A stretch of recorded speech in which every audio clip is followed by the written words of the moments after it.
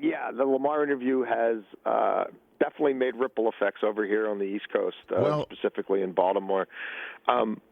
He's such an honest kid. He is, like, exactly. Yeah, please go. You have the floor here, JC. Go for it. Yeah, he's only been. I don't think he played 32 games yet, or he's maybe right around it. But basically, the equivalent of 2 seasons, and so much is thrown at this kid, and it's always, well, what more should Lamar be doing, and what more could Lamar do, and what more can they get out of Lamar? And I get it. Like, he's not going to win the MVP, but I got news for you. Greg Roman ain't winning any Coordinator of the Year awards either.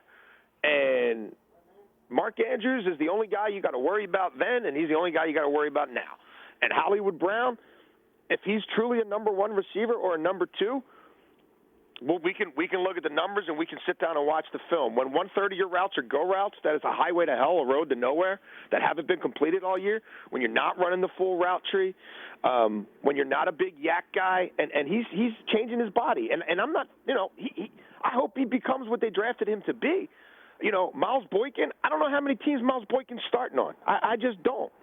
Devin Duvernay, he's got a lot of speed. He played 27 snaps last week. Getting more speed involved in the run game with Duvernay and Brown, you don't see it. Bubble screens, you don't see it. He's dropped back, Rich, 41 times first down play action all year. Guess how many times Dak Prescott's done it? 40, and he ain't played for a minute, last I could remember. You got guys in the 70s, Kyler Murray, Allen's doing it 74 times. There's things this kid could do. He's a top 10 quarterback in play action, but he's 23rd in attempts. Like, come on. So I don't see how the roster's any. And they lost a Hall of Fame guard, and they lost an all-pro left tackle. And some of what worked last year, it ain't going to work. And now it's DJ Fluker on the right side.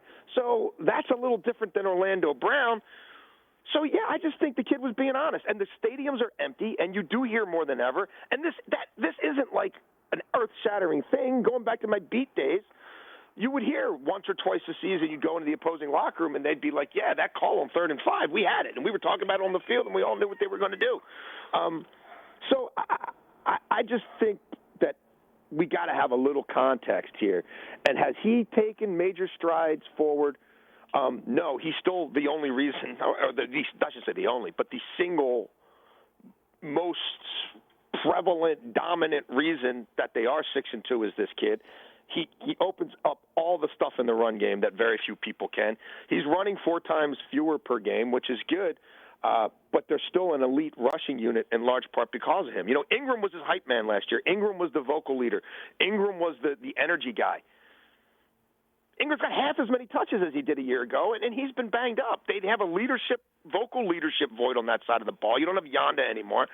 And everybody's sitting there like, well, what more should Lamar do? Just let Lamar play. Lamar's the least of any problems around here. How about people do more for Lamar? Hey, you watched all the way to the end. Thanks for that. Watch more right here.